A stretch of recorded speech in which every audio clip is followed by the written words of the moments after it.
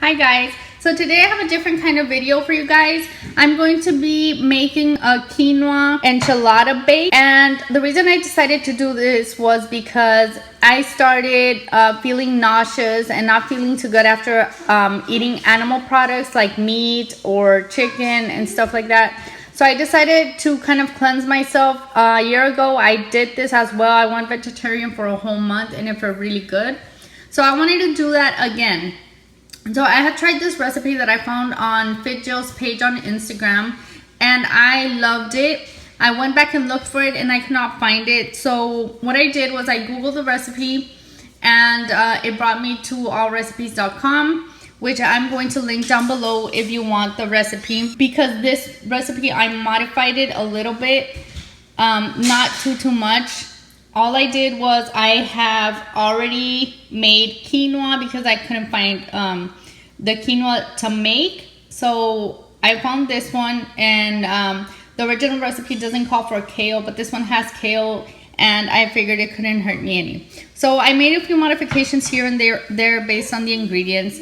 So let me go ahead and list them for you so we can get started. So first I have 1 tablespoon, you can hardly see that, but it's 1 tablespoon of coconut oil. The original recipe calls for olive oil, but I didn't have any, so I decided to use coconut oil instead.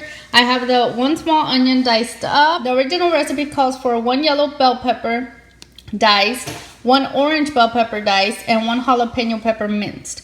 What I did was I took green pepper, diced it up, and some baby sweet orange or yellow and red bell peppers, and I came up with this amount.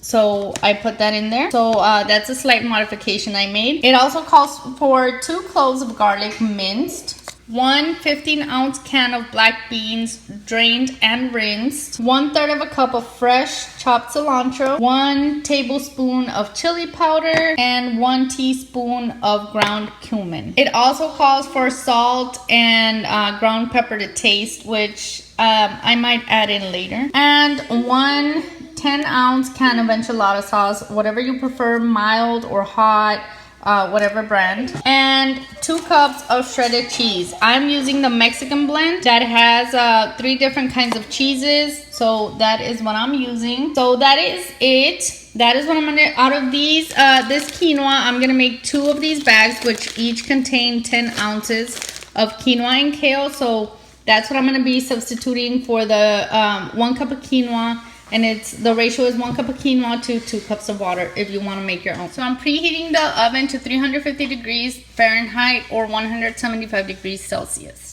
Okay, so I have my coconut oil already in my preheated pan, and I'm going to put in there my garlic, bell pepper, and onion.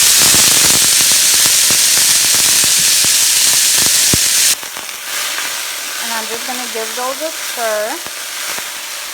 And you are going to just heat these up for about 10 minutes until all the vegetables are soft and the onions are clear. So I am going to season the veggies with a little bit of salt. I use Himalayan salt. You can use sea salt. You can use regular table salt, whatever it is you want to use. All right, so 10 minutes have passed and my veggies are nicely cooked.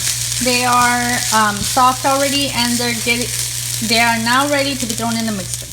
Mom. So the next step is to mix all the other ingredients together. So I already have my cumin and my chili powder over here. So now Zoe is gonna help me by helping me put the ingredients in the bowl. I'm gonna help you, Mom. Not yet, Mommy? Okay, so Zoe's gonna add in the beans. Add in the beans, Mama. Okay, beans. We have our cilantro. Put it in there. And I am going to add the pepper mixture in the bowl. This one's not hot. After that, I'm going to add the quinoa mixture. And Zoe doesn't let me see. Okay, there we go. Quinoa mixture. That is a lot of quinoa. Then we're gonna give it a little mix. Mix it up. There we go. We have the mixture ready. And I think this on its own would make a really good quinoa salad. But let's keep on with the next step. So now I'm going to be transferring this in a baking dish. You can use glass, you can use whatever you have in hand that fits it. Now that we got it in our baking dish, we are going to pour the enchilada sauce over the quinoa mixture. And we're just gonna pour it over and make sure it coats everything. It's up to you if you wanna add more sauce or if you just wanna leave it like that. I am going to just leave it. I think my kitten's hungry. What's the cheese? Okay, everything is nicely coated with the enchilada sauce. Now we're gonna add the 2 cups of cheese on top, and she wants to help me, of course. So we just get it and just sprinkle it on top. Are your hands clean, Zoe? You sure? Okay, you wash your hands? She washed her hands. So just spread it on top, and you can use as little or as much as you want. I think that's enough. Mom, more! Oh my gosh, we need more. Okay, let's just dump it all in there. Okay. And then, Mommy? Next, we are going to cover it up with some foil paper and take it to the oven. In the oven, it goes 350 degrees for 20 minutes. 20 minutes have passed. So now what we want to do is we want to take the foil paper off and let it hang in there for another 10-15 minutes and let the cheese get bubbly and delicious. Okay, our quinoa enchiladas are ready. Let's get them out of the oven.